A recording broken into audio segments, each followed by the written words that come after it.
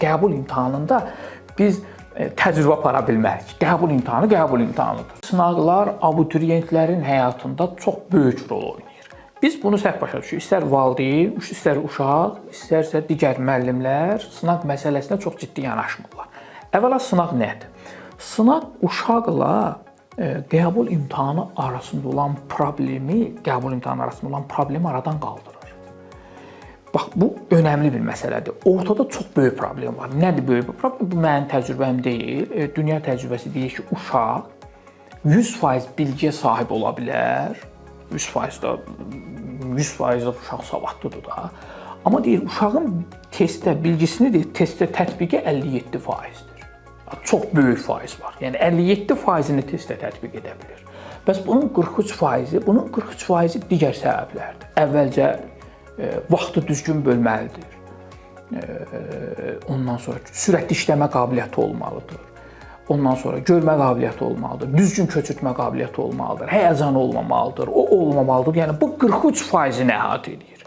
Biz bəzən bunu görmürük. Biz deyirik ki, uşaq super olması işə yaramır. Yenə dediyimiz kimi də, yəni 57%-in bu superliyi təmin edir. Bəs bunun 43%-i digər səbəblərdir, digər amillərdir ki, biz bunu uşaqdan uzaqlaşdırırıq. Halbuki deyirik ki, o zaman da uşaq yüksək şəkildə nəticə bal toplaya bilmir. Ona görə uğursuzluğun bir də başında bu gəlir. Uşaq Azərbaycanda test sistemi artıq ölçülə biləndir. Ölçmək olur da, yəni müəyyən bir Azərbaycan sisteminə görə ölçə bilirik ki, uşağın hansı səviyyədədir. Yəni bunu ölçmək olur. Ona görə də uşaqlar Azərbaycanda imtahanlar deyənmərik. Yəni hansı imtahana göndər, o özünün işidir. Hansına gedirsə gitsin, baxsın hansı samballı imtahanlardırsa, ayda 2 dəfə, 3 dəfə imtahan olur. Bunlarda mütləq iştirak etməlidir. Və təqribi siz 3-4 ay sonra uşağın ortalamasına görə bilirsiniz ki, uşağınız hansı səviyyədədir və ya uşaq hansı səviyyədədir. Mən filan bölmə çatdırmamışıq, fəsmən bölmədə geri qalmışam, filan şey, fəsmən şey. Biz hər şeyə yönəlmişik, uşağın tədrisinə yönəlmişik ki, bu bilgisinə yönəl. Bu bilgi, yeni dediyimiz ki, müəyyən bir qismini həll edir, amma hər şeyi həll etmir. O yüzden çox vacibdir. Uşaq imtahanı idarə etməyə bacarmalıdır.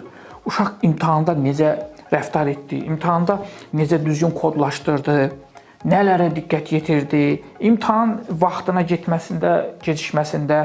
Adi bir siz sualları get çatdırır, o ki, bəzən nəzarətçi ki, əlindən kitabçanı alır. O çox vacib, nəzarətçi kitabçanı əlindən almalıdır. Uşaq indən sınaqda bilməlidir ki, vaxt keçdirsə, onun daha imtahanın vaxtı yekunlaşdı.